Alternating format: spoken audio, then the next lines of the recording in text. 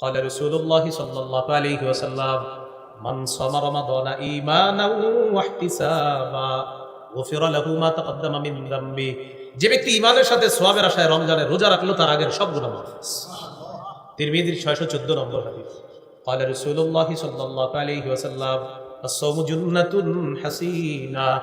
নবীজি বলেন রোজা হলো জাহান্নাম থেকে বাঁচার জন্য মজবুত ঢালের নাম হলো রোজা। জাহান্নাম থেকে বাঁচার মজবুত ঢালের নাম রোজা।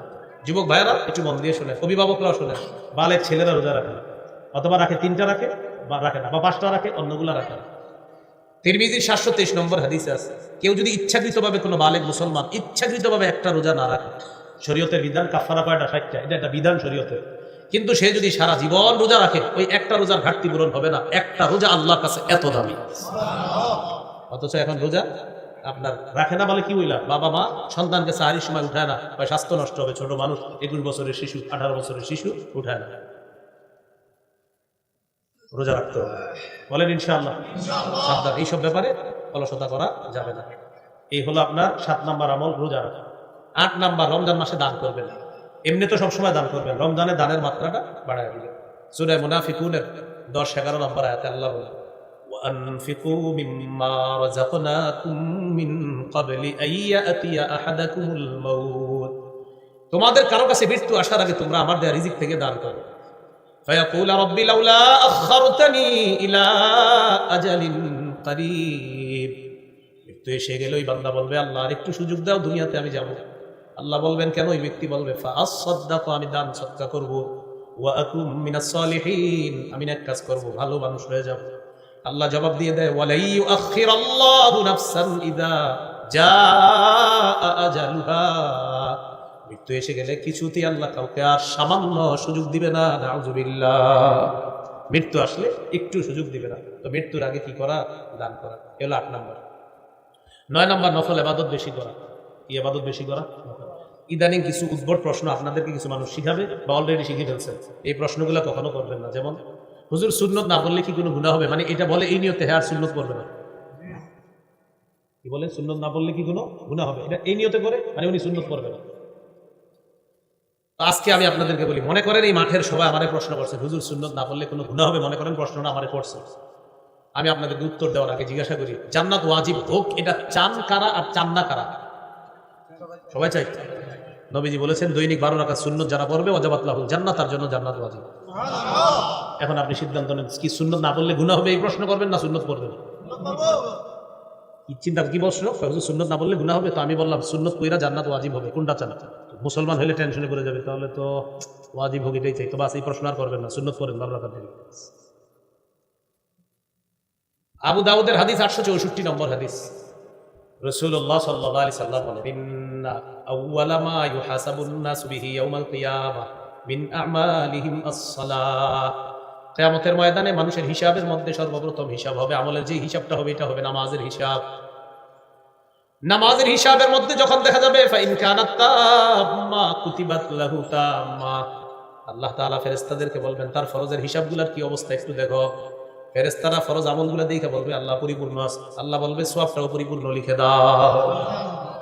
ওয়া ইন কানা ইনতাকাসা মিনহা শাইআ, ফরজের মধ্যে ফেরেশতারা দেখবে ঘাটতি আছে, অনেক ঘাটতি আছে। আসরের নামাজ সময় মতো পড়ে নাই, মাগরিব সময় মতো পড়ে নাই, এশা সময় মতো পড়ে নাই, অথবা মাঝে মাঝে কোনো উক্ত দুইক্ত নামাজ মিস করে ফেলেছে, অথবা নামাজ পড়লেও অলসতা বশত পড়ছে। যেমন আসরের নামাজ ম্যাক্সিমাম মানুষ অলসতা করে, সূর্যটা হলুদ বানায়, পরে গিয়ে নামাজটা পড়ে। মা বোনরা পাতিলে আপনার রান্না বসায়, রান্না বসানোর পর দেখে ভাত সিদ্ধ হবে কখন, সিদ্ধ হইলে আসর করবে, তো সিদ্ধ হইতে হইতে সূর্য হলুদ হয়ে গেছে। ইচ্ছা করে সূর্য হলুদ বানায় যারা আসর পরে, তিলকা সলাতুল মুনাফিকিন, তিলকা সলাতুল মুনাফিকিন, তিলকা সলাতুল মুনাফিকিন। নবী বলেন, ইচ্ছা করে যারা সূর্য হলুদ বানায় আসর পরে, বলে নাই পরে না, পরে, নবী বলে এটা মুনাফিকের নামাজ, এটা মুনাফিকের নামাজ, এটা মুনাফিকের নামাজ। এখন পড়লে এই অবস্থা, যারা পড়েই না,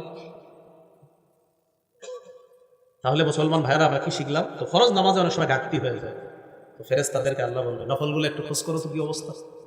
তো ফেরেশতারা বলবে, আল্লাহ নফল আছে, ভালোই নফল আছে, পড়ছে, রমজানে কিছু নফল বাড়ায় পড়ছে, রমজান মাস বোনাস দিছিলেন আপনি, নফল অনেক পড়ছে। আল্লাহ বলবেন, আতিম্মু ফারিয়াদাতাহু মিন তাতাব্বুইহি, তার নফলের মাধ্যমে ফরজের ঘাটতি পূরণ করুন। তাহলে নফল ইবাদত বাড়িয়ে দেওয়া। 10 নাম্বার নেকির কাজ যত বেশি পারেন করবেন। সূরা তাগাবুনের 9 নম্বর আয়াতে আল্লাহ বলেন, মাইয়ুমিন বিল্লাহ ওয়া ইয়ামাল সালিহা, যে ব্যক্তি আল্লাহকে বিশ্বাস করে আর নেকির কাজ করে, ইউকাফিরু আনহু সাইয়্যাতি, আল্লাহ তার আগের সবগুলা গুনাহ মাফ করে দেয়। ওয়া ইউদখিলহু জান্নাতিন তাজরি মিন তাহতিহাল আনহারু খালিদিনা ফিহা আবাদা, আল্লাহ তাকে এমন জান্নাতে প্রবেশ করাবেন যার তলদেশ দিয়ে নহরসমূহ প্রবাহিত হবে, সেথায় তারা চিরকাল থাকবে। যালিকাল ফাউজুল আযীম, আল্লাহ বলেন এটাই মহান সফলতা। নেকির কাজ বেশি বেশি করা, যারা আল্লাহর সাক্ষাৎ কামনা করি 2টা কাজ বেশি বেশি করতে হবে। এর মধ্যে একটা হলো নেকির কাজ বেশি করা, 2 নাম্বার শিরিক মুক্ত ইবাদত করা। সূরা কাহফের সর্বশেষ আয়াত 110 নম্বর আয়াত, 16 পারা 4 নম্বর পৃষ্ঠা আল্লাহ তাআলা বলেন, ফামান কানা ইয়ারজু লিকা রাব্বিহি ফালইআমাল আমালান সালিহা, যে ব্যক্তি তার রবের সাক্ষাৎ কামনা করে সেজন্য নেক কাজ করে। ওয়ালা ইউশরিক বিইবাদাতি রাব্বিহি আহাদা, সে তার রবের ইবাদতে যেন কাউকে শরীক না করে। আল্লাহ আমাদেরকে এই রমজানে বেশি বেশি নেকির কাজ, আর এই নেকির কাজটা করব পাশাপাশি সব সময় যেন নেকির কাজের অভ্যাসটা ধরে রাখতে পারি, আল্লাহ তৌফিক দান। 11 নম্বর দোয়া করা, রমজানে বেশি বেশি দোয়া করবে। এখন তো আমরা দোয়া করা ভুলে গেছি। কেন ভুলে গেছি জানেন? সকালে খালি এখন মাসালা জিজ্ঞাসা, হুজুর দোয়া কি এইভাবে করবো না ওইভাবে, আগে না পরে, উপরে না নিচে, এরকম প্রশ্ন করতে করতে কিছু মানুষ আছে জিজ্ঞাসা করেন গত 2 বছর সে দোয়াই করে নাই, শুধু এই টেনশনে কখন করবো। কি করে নাকি দোয়াই করে, কারণ উনি শুধু টেনশন যে আমি দোয়াটা আসলে কেমনে করবো, বাঁকা হয়ে না সোজা হয়ে, উপরে না নিচে, ডানে না বামে, এই টেনশনে উনি দোয়াই করে। একটা কথা মনে রেখে, যাদের দোয়া করার অভ্যাস, যারা বেশি বেশি আল্লাহর কাছে চাওয়ার অভ্যাস হয়ে যাবে, আসমানের খাজানা তাদের জন্য খুলে দেওয়া হবে। যত বেশি দোয়া করতে, আল্লাহ তাআলা বলেন, ক্বালা রাব্বুকুম উদউনি আস্তাজিব লাকুম, তোমাদের রব বলেন তোমরা আমাকে ডাকো, আমি তোমাদের ডাকে সাড়া দেই। হাত যদি উঠায় দোয়া করেন তাহলে এই জায়গায় রাখতে হবে, হাত বুক করে। 1488 আবু দাউদের হাদিস, এখানে হাত রাখতে হবে, কায়মনো বাক্যে আল্লাহর কাছে বলতে হবে, যেন আপনাকে ভিখারি মনে হয়। উপরে উঠানো যাবে, কিন্তু আমরা দোয়ার সময় এমন অভিনয় করি যে মনে হচ্ছে তামাশা করতে। দোয়ার সময় পিঠা বানায়, আমাদের একটা পিঠা আছে নেবে বানায়, এরকম করে দোয়াতে হাত উঠে, আবার দাড়ি খোঁচায়, এই তুইও হাত তো ওটা, মানে এটা একটা কেমন যেন একটা গুরুত্বহীন কাজ। নাউজুবিল্লাহ। আপনি আল্লাহর কাছে কথা বলবেন এরপর, সেইখানে আপনি কি করতেছেন? হাত এমন করতেছেন, দাড়ি খুঁটতেছেন, আপনি চুল খুঁটতেছেন, পাঞ্জাবি ঠিক করে, জামা ঠিক করে, হাত উঠে আবার ফোনে কথা বলে, হ্যাঁ হ্যাঁ ওই হুজুর মুনাজাত দিছে, তাড়াতাড়ি ওই না না মুনাজাত শেষ হয়ে যাবে, আচ্ছা ঠিক আছে আমি মুনাজাতটা শেষ করে আইতেছি। মানে এটা কোনো, আরে আপনি আল্লাহর সাথে কথা বলতেছেন তো, আপনি এমন করতেছেন, আপনি না আল্লাহর সাথে কথা বলতেছেন তো আপনি এমন করতেছেন। কথাগুলা কি সত্য? দোয়ার সময় দেখবেন মানে একদম কি করে না করে এরকম না করে, কায়মনো বাক্যে আমি ভিখারি, আমি কাঙ্গাল, এরকম না। 2টি কথা মনে রাখবেন, মাখলুকের কাছে যত চায় মাখলুক রাগ হয়ে যায়, আর খালেকের কাছে না চাইলে খালেক রাগ হয়। মাল্লাম ইয়াসআলিল্লাহ ইয়াগদাব আলাইহি, যে আল্লাহর কাছে চায় না আল্লাহ তার উপর রাগ করে, মানুষের কাছে চাইলে রাগ করে। উনি আমারে 5-6 বার ডাক দেখে আমি চিন্তা করলাম এতবার ডাকেন কেন? আল্লাহ বলে আমারে না ডাকলে আমি রাগ করি, তুই আমারে ডাকস না কেন, তুই আমারে ডাকস না কেন? বিশ্বাস করেন আপনারা, আমারে ডাক দেন না, 5 বার ডাক দিবেন, 6 বারের সময় রাগ হয়ে যায়, এতবার ডাকেন কেন? আল্লাহ করে তুমি আমার ডাকো না কেন? আমরা ডাকলে রাগ হই, আল্লাহ না ডাকলে রাগ করে।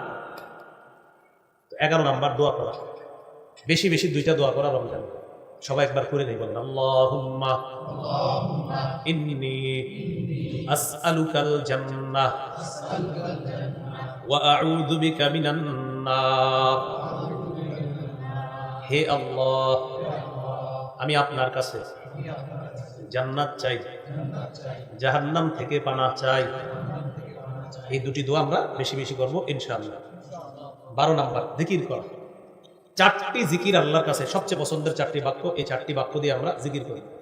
ক্বালা রাসূলুল্লাহ সাল্লাল্লাহু আলাইহি ওয়াসাল্লাম আহাব্বুল কালামি ইলাল্লাহি আরবাউন, নবীজি বলেন আল্লাহর কাছে সবচেয়ে পছন্দের বাক্য হলো 4টি। 1 নাম্বার সুবহানাল্লাহ, আলহামদুলিল্লাহ, লা ইলাহা ইল্লাল্লাহ, আল্লাহু আকবার। এই 4টি জিকির আমরা বেশি বেশি করব। এর মধ্যে আপনি লা ইলাহা ইল্লাল্লাহ জিকির যেটা, এটাও সদা সর্বদা করতে পারেন। মা বোনরা রান্না করতেছেন, আপনি টেনশন করতেছেন, রান্নার সময় ঠোঁট না লাগানো ছাড়া জিকির করা দরকার। ঠোঁট লাগাইলে এটা একটা কষ্ট, রমজানে যদি মনে করেন তো ঠোঁট লাগানো ছাড়া একটা জিকির আছে, সেই জিকিরটা কি আপনারা করেন, দেখবেন ঠোঁট লাগবে না। লা ইলাহা ইল্লাল্লাহ করেন, এবার ট্রাই করে দেখেন ঠোঁট লাগেনি। লা ইলাহা ইল্লাল্লাহ, লা ইলাহা ইল্লাল্লাহ। ঠোঁট লাগে? কষ্ট নেই, ঠোঁট লাগে না। লা ইলাহা ইল্লাল্লাহ ঠোঁট লাগে না। হ্যাঁ, ট্রাই করে দেখবেন। লা ইলাহা ইল্লাল্লাহ ঠোঁট লাগে না। হাদিসে আসছে তিরমিজি 3592 নম্বর হাদিস। একবার যদি ইখলাসের সাথে কেউ লা ইলাহা ইল্লাল্লাহ পড়ে, ইল্লা ফুতিহাত লাহু আবওয়াবুস সামাই হাত্তা তুফজিয়া ইলাল আরশ, আসমানের সবগুলা দরজা খুলে দেওয়া হয় তার লা ইলাহা ইল্লাল্লাহ যেন আরশ পর্যন্ত পৌঁছে যায়। সুবহানাল্লাহ। তো আপনি মা বোনরা রান্না করতেছেন, রান্না করার সময় বলে দেন লা ইলাহা ইল্লাল্লাহ পড়তে থাকো, তুমি রান্না করতেছো বড়। তো আমরা রমজানের এই মাসগুলা ইবাদতের মাধ্যমে, এইভাবে জিকিরের মাধ্যমে কাটানোর চেষ্টা করবো ইনশাআল্লাহ। 13 নাম্বার, সারাদিন রোজা রাখলেন, রাখার পর ইফতার করবেন। 14 নাম্বার ইফতার করাবেন। 13 নাম্বার ইফতার করা, 14 ইফতার করানো। যেখানে ইফতার করানো অনেক ফজিলতের কাজ। অনেক সময় কি হয়, আমরা প্রতিবেশী ধনী থাকলে ইফতার করাইতে চাই না, যে ধনী মানুষ কি খাওয়াবে না, ধনী মানুষকেও আপনি ইফতার পাঠাবেন বা ওনার দাওয়াত দিবেন আপনার বাসায়। কেন? রোজাদারকে ইফতার করানোর ফজিলত থেকে আপনি বঞ্চিত হবেন। তাহলে গরিবদেরকেও ইফতার খাওয়াবেন, আর আপনার প্রতিবেশী যদি ধনী হয় তার জন্য পাঠাবেন, উনিও আপনার জন্য পাঠাবে। এটা হলো মহব্বত, ভালোবাসা আর ইফতার করানোর ফজিলত কামাই করার জন্য। তাহলে 13 নাম্বার ইফতার করা, 14 নাম্বার ইফতার করানো। 15 নাম্বার ইফতারের সময় দোয়া করা। তিরমিজি 3598 নম্বর হাদিস।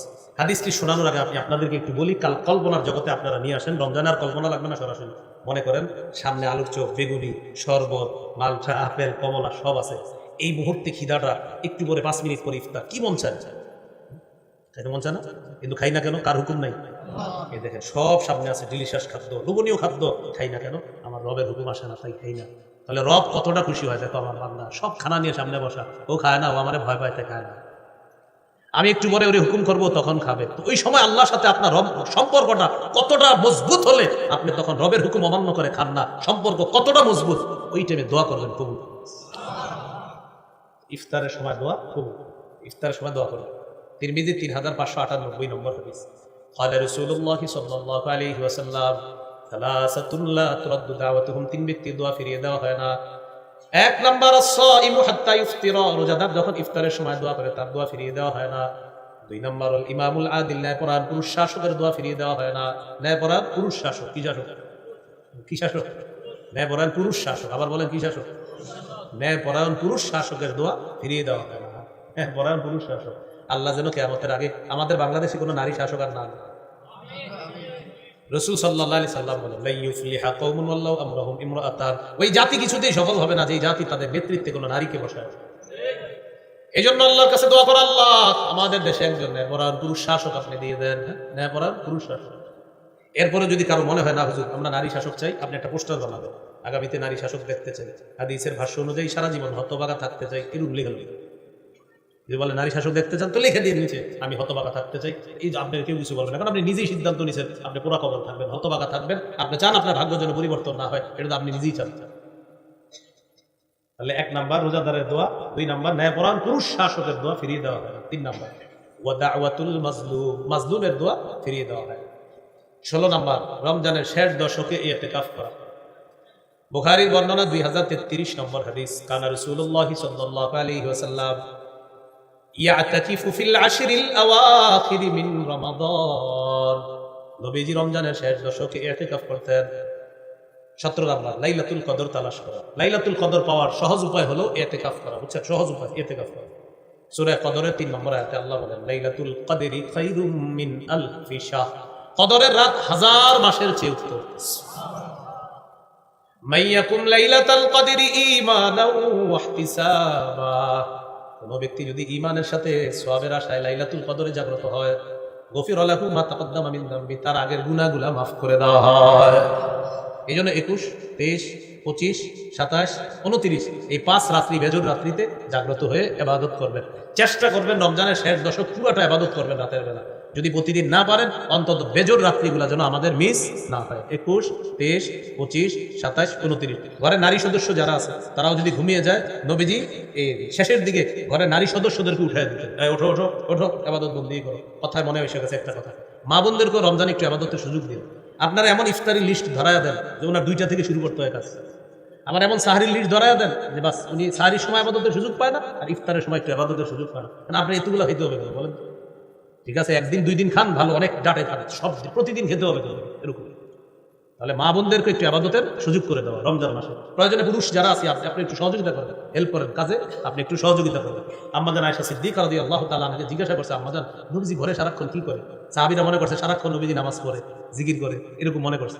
আম্মাজান বললেন, নবীজি সারাক্ষণ ঘরে ফি মিহনাতি আহলিহি, পরিবারের কষ্টকর যে কাজগুলা ওই কাজগুলাতে নবীও শরীক থাকে, নবীজি শরীক থাকে। বলছিলাম যে রমজান মাসে আমাদের মা বোনদেরকেও ইবাদতের সুযোগ করে দিন ইনশাআল্লাহ। কথার কথা আপনার যে উনি ইবাদত করার ইফতারের সময় আসবে, সব ইফতারি রেডি হয়ে গেছে, তো তখনও আপনি এমন এমন কাজের মধ্যে লিপ্ত রাখেন, একটু যে আল্লাহর কাছে দোয়া করবে সুযোগটা নেই। ইফতার রেডি, এটা একটু দোয়া করার সুযোগ নেই, বাকি কাজগুলো আপনি একটু বুঝে নেন তো হয়ে যাবে। তাহলে 17 নাম্বার লাইলাতুল কদরে আমরা ইবাদত করব, ঘরের নারী সদস্যদেরকে আমরা ইবাদতে উৎসাহিত করব। 18 নাম্বার সদকাতুল ফিতির আদায় করা। এটা এলাকার ওলামায়ে কেরাম আছে যারা পাশে দাওরা হাদিস মাদ্রাসা 2-3টা আছে রাস্তার ওই পাশে ওলামায়ে কেরামের সাথে পরামর্শ করে আপনারা এই বছর সদকাতুল ফিতির কত হয় এটা জেনে তারপর সদকাতুল ফিতিরটা আদায় করে দেবেন। এই হলো রমজানের মৌলিক 18টি করণীয় বললাম।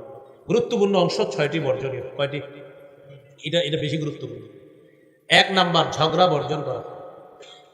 সহিহ বুখারীর 1904 নম্বর হাদিস, রাসূল সাল্লাল্লাহু আলাইহি সাল্লাম বলেন, ইজা কানা ইয়াউমু সাওমি আহাদিকুম ফালা ইয়ারফুস ওয়ালা ইয়াসখাত। তোমাদের কেউ যখন রোজা অবস্থায় থাকবা সে যেন অশ্লীল কথা না বলে, সে যেন বাদানুবাদ না করে।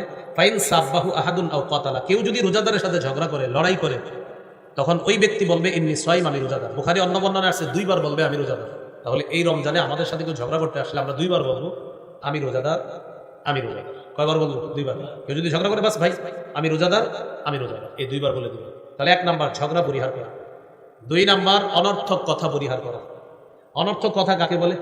একটু তাকান আমার দিকে। অনর্থক কথা কাকে বলে? এটা কি পাঞ্জাবি বলেন? আসলে পাঞ্জাবি? আসলে এটা তো পাঞ্জাবি মানে ফাও কথা বলে, এটা যাবি মানে হুদাই জিজ্ঞাসা করতেছে অনর্থক কথা। এটা হলো কি কথা? অনর্থক কথা। এটা হ্যান্ড টিস্যু, এটা তো টিস্যু মারবার করতে পারে, এটা টিস্যুর উপরে কেন্দ্র করে 50টা কথা বলছে, অনর্থক কথা। এই অনর্থক কথা বর্জন করা 2 নম্বর। সহিহ বুখারীর 2477 নম্বর হাদিসের বর্ণনা, রাসূলুল্লাহ সাল্লাল্লাহু আলাইহি সাল্লাম বলেন, ইন্নাল্লাহা কারিহা লাকুম সালাসা, আল্লাহ তোমাদের জন্য 3টি বিষয় অপছন্দ করেছেন। 1 নাম্বার কিলা ওয়া ক্বাল, অনর্থক কথা বলা আল্লাহ পছন্দ করেছেন। 2 নাম্বার ওয়া ইদাআতাল মাল, সম্পদ অযথা নষ্ট করা আল্লাহ পছন্দ করেছেন। 3 নাম্বার ওয়া কাসরাতাস সুআল, অনর্থক প্রশ্ন করা আল্লাহ পছন্দ করেছেন। ওই যে ওনারা পাঞ্জাবি নিয়ে 3টা প্রশ্ন করছে, এত পাঞ্জাবি প্রশ্ন করছি 3-4টাই, অনর্থক প্রশ্ন করা আল্লাহ পছন্দ করেছেন। এই হলো 2 নাম্বার, অনর্থক কথা বলা যাবে না। 3 নাম্বার মিথ্যা কথা পরিহার করা। একটু আমার সাথে বলেন, মিথ্যা হলো সমস্ত পাপের আম্মা। সমস্ত পাপের মা কি? মিথ্যা কথা বলা। সহিহ বুখারীর বর্ণনা 1903 নম্বর হাদিস, রাসূল সাল্লাল্লাহু আলাইহি সাল্লাম বলেন, মান লাম ইয়াদা কাওলা যুরি ওয়াল আমালা বিহি ফালাইসা লিল্লাহি হাজাতুন ফি আইয়াদা তাআমা ওয়া শারাবা। যে ব্যক্তি রোজা রেখে মিথ্যা ছাড়তে পারলো না, সে যে খানা খাইলো না সারাদিন। আপনি রোজাদার, সারাদিন খান নাই, পান করেন নাই, নবীজি বলেন তোমার না খাওয়া আর না পান করার মধ্যে আল্লাহর কাছে কোনো গুরুত্ব নাই, না তুমি মিথ্যা কথা বলো, মিথ্যা ছাড়তে পারো না। ভাই জুতা কত? ঈদের সিজন 1200 টাকা, 1150 দিই, আল্লাহর কসম 1140 করে কিনা। কত করে কিনা? যাই হোক, হইতে পারে 1140, যদি 1140 হয় তাহলে সত্য কথা, কিন্তু আপনি খোঁজ নিয়ে দেখলেন 500 করে কিনা, তাহলে 640 মিথ্যা কথা। বাকি 640 কি হলো? মিথ্যা কথা। বুখারীর বর্ণনা আসছে, কিয়ামতের ময়দানে 5 জন দাগী আসামির একজন হবে যে মিথ্যা শপথ করে পণ্য বিক্রি করে। মিথ্যা শপথ করে যে পণ্য বিক্রি করে, মিথ্যা কথা বলে, 5 জন দাগী আসামির একজন হবে এই মিথ্যা কথা বলে। তাহলে মিথ্যা পরিহার করা, এটা 3 নাম্বার। 4 নাম্বার গীবত পরিহার করা। এটারও একটা বাংলা বলি সুন্দর, যদি পারেন কেউ লেমনিটিং করে ঘরে টানা রাখবেন। বলেন যে আমল ধ্বংসের নীরব ঘাতক গীবত। আবার আমল ধ্বংসের নীরব ঘাতক গীবত। মানে আপনি বুঝতে পারবেন না, আমি আর উনি বসে বসে কথা বলতেছি, আমার জানাও নাই যে আমার আমলগুলো আরেকজন আমি দিয়ে দিতেছি, আমি ওনার সাথে বসে একজনের গীবত করতেছি। তো যার গীবত করতেছি আমি তো মাশাআল্লাহ ওনার সাথে বসে বসে গীবত করতেছি আর তাহাজ্জুদ নামাজের ফিরিস্তি শোনাইতেছি, কিন্তু আমার এই সব আমল নামা অন্যদিকে চলে যাচ্ছে। তাহলে আমল ধ্বংসের নীরব ঘাতক গীবত, এই জন্য গীবত করা যাবে না। এগুলো 4 নাম্বার। হ্যাঁ, আমল ধ্বংসের নীরব ঘাতক গীবত করা যাবে না, এটা হলো আপনার 4 নাম্বার। 5 নাম্বার লৌকিকতা পরিহার করা। ও আচ্ছা, একটু গুরুত্বপূর্ণ কথা, 4টা, প্রথম 4টা, আরো 2টা বলতেছি আমি। ঝগড়া করি কি দিয়ে? আচ্ছা, অনর্থক কথা বলি কি দিয়ে? মিথ্যা বলি কি দিয়ে? গীবত করি কি দিয়ে? হাদিসে আসছে তিরমিজির 2616 নম্বর হাদিস, হাল্লাকুবুন নাসা ফিন নারি আলা ওয়ুজুহিহিম আও আলা মানাকিরিহিম ইল্লা হাসাইদু আলসিনাতিহিম। বেশিরভাগ মানুষ জাহান্নামে যাবে, মাথাটা নিচে, পাগুলা উপরের দিকে দিয়ে তাদেরকে জাহান্নামে নিক্ষেপ করা হবে শুধু জিহ্বার অপরাধের কারণে। তাহলে আজকে গুরুত্বপূর্ণ কথা শিখলাম, মিথ্যা বলি জিহ্বা দিয়ে, অনর্থক কথা বলি জিহ্বা দিয়ে, ঝগড়া করি জিহ্বা দিয়ে, গীবত করি জিহ্বা দিয়ে, আর জিহ্বা বেশিরভাগ মানুষকে জাহান্নামে নিবে। তাই আমরা আজকে থেকে প্র্যাকটিস করব যে আমরা জিহ্বা নিয়ন্ত্রণ করব। এই রমজানে আমাদের এই জিহ্বা দিয়ে আমরা কারো কোনো গীবত করব না, মিথ্যা বলবো না, অনর্থক কথা করবো না, আমরা ঝগড়া করবো না ইনশাআল্লাহ। 5 নাম্বার, লৌকিকতা বর্জন করা। আমরা সিয়াম পালন করি কার জন্য? ইফতার কার জন্য? সাহারি কার জন্য? বাস আল্লাহর জন্য সব করা। কাউকে ইফতার খাওয়াবো কার জন্য? কম খাওয়াই, একটা খেজুরও যদি খাওয়াই কার জন্য? আবার ভরপুর ইফতার খাওয়াবো কার জন্য? বাস সব আল্লাহর জন্য হবে, মানুষকে দেখানোর জন্য হবে না। বুলুগুল মারাম হাদিসের কিতাব 440 নম্বর হাদিসে আছে, ইন্না আখওয়াফা মা আখাফু আলাইকুম আশ-শিরকুল আসগর ওয়া রিয়া। তোমাদের ব্যাপারে আমি সবচেয়ে আশঙ্কা করি তোমরা ছোট শিরকে লিপ্ত হয়ে যাবা। এই ছোট শিরকটা হলো লোক দেখানো, ইবাদত করা। তাহলে লৌকিকতা বর্জন করা। 6 নাম্বার, অপচয় বর্জন করা। অপচয় আমরা না রমজান মাসে অপচয় করে ফেলি অনেক সময়। ইফতারের সময় কি মনে হয় জানেন? আমারও মনে হয় যে আমি সব খাবো। যে আপনি পানি আর শরবতটা আর খেজুরটা খাবেন শেষ। আপনার আগে কি মনে হয়? সব খাবো, দাও দাও আরো দাও, কি আছে দাও। এরপরে সব মাখাইছেন মাশাআল্লাহ, পরে আর খাইতে পারবেন। কেন অপচয়টা করলেন? ছোট্ট একটা সবাই একসাথে বসলে খান, সমস্যা নেই। কিন্তু আপনি দেখবেন আমাদের এই সমস্যাগুলো হচ্ছে, আমরা অপচয় করি। অপচয় কিন্তু করা যাবে না ভাই। সর্বশেষ গুরুত্বপূর্ণ একটি কথা দিয়ে শেষ করবো, এটা আমার সাথে একটু বলেন। আমাদের ইফতার যেন মাগরিবের জামাত ছুটে যাওয়ার কারণ না হয়। যদিও এই কাজটি অনেক বেশি হয় না? ইফতার করে আস্তে আস্তে ঢেকুর তুলে পান খায়, চা খায়, আরো নাকি ওনার লাগবে অনেক কিছু। এরপর মসজিদে আসে, আসসালামু আলাইকুম, আসসালামু আলাইকুম, নমস্কার। প্রিয় ভাইরা, শেষের কথাটা অনেক গুরুত্বপূর্ণ। আমাদের ইফতার যেন আমাদের মাগরিবের জামাত ছুটার কারণ না হয়। আরেকটি গুরুত্বপূর্ণ বাংলা বলছি আপনাদেরকে, আল্লাহর এক ইবাদত পালন করতে গিয়ে আরেক ইবাদতে যেন শিথিলতা না আসে। আমার রবের এক বিধান পালন করতে গিয়ে আরেক বিধানে যেন শিথিলতা না আসে। রোজা আমার রবের বিধান, ইফতার আমার রবের বিধান, মাগরিব আমার রবের বিধান, সবগুলো আমি যথা সময়ে সঠিকভাবে করা, এটা আমার রবের বিধান। মনে থাকবে তো ইনশাআল্লাহ? আল্লাহ তৌফিক দান করুন। এখন আপনাদেরকে সর্বশেষ একটা আবদার, সাদা দাড়িওয়ালা, সাদা দাড়ি যাদের হাদিসে আসছে তাদের দোয়া ফিরাইয়া দিতে আল্লাহ লজ্জা করে। সাদা দাড়িওয়ালা যারা দোয়া করেন, হ্যাঁ, ইন্নাল্লাহা লা ইস্তাহি লিজি শাইবাতিল মুমিন। তো যাও, সাদা দাড়িওয়ালা যারা, তারা আপনার অনেক বরকতি মানুষ, তাদের অনেক বরকতি মানুষ। হাদিসে আসছে ইকরাম হাদিস শাইবাত, যে সাদা দাড়িওয়ালা যারা, তাদেরকে সম্মান করার কথা আসছে। এটা আপনার যে আল্লাহকে সম্মান করা। সাদা দাড়িওয়ালাকে সম্মান করা মানে আল্লাহকে সম্মান করা। আল্লাহকে, হাফেজে কোরআনকে সম্মান করা, আল্লাহকে সম্মান করা আছে। সাদা দাড়িওয়ালা আর ন্যায়পরায়ণ শাসককে সম্মান করা মানে আল্লাহকে সম্মান করা। তো সাদা দাড়িওয়ালা তাদেরকে আমরা মূল্যায়ন করবো, সম্মান করবো, তাদের দোয়াগুলোতে আমরা শরীক হবো। এই জন্য আমরা যারা যুবক আলোচক যারা আছি, আমাদের দোয়ার চাইতে সাদা দাড়িওয়ালা মুরব্বী যারা, তাদের দোয়াগুলা বেশি গুরুত্ব দিয়ে আমরা ওগুলাতে শরীক হবো। এগুলা বরকতি, খুব বরকতপূর্ণ মজলিস হয়ে যাবে তাদের মজলিসগুলা। আমি পার্সোনাল ভাবে আপনাদেরকে বলবো, মুরব্বীরা যেই সমস্ত মাহফিলে আসে তাদের মাহফিলগুলাতে বেশি বেশি যাবেন। তাদের মুখ থেকে এমন কথা আল্লাহ বের করেন যেটা আমার আপনার জীবন পরিবর্তনের জন্য সহায়ক হয়, যথেষ্ট হয়। এই জন্য আল্লাহওয়ালা যারা, তাদের মজলিসে যাবেন, তাদের কথাগুলো শুনবেন। তাই সর্বশেষ আপনাদের কাছে আবদার, আপনাদের এলাকারই প্রতিষ্ঠাতা পরিচালক জামিয়া ফারুকিয়া রোজাতুল উলুম মাদ্রাসা, এই মাদ্রাসার রুজু মানে আপনাদের, তো আপনাদের মানুষ আপনাদের সামনে এখন আলোচনা করবে, ইনশাল্লাহ দোয়া করবে, আপনাদেরকে নিয়ে ইনশাল্লাহ কিছু কথা বলবে, দোয়া করবে। এরপর ইনশাল্লাহ মজলিসটা শেষ হবে। আল্লাহর রাস্তায় আমরা সামান্য সময় ধৈর্য ধরে বসি, ইনশাল্লাহ এরপর শেষ হবে। আসসালামু আলাইকুম।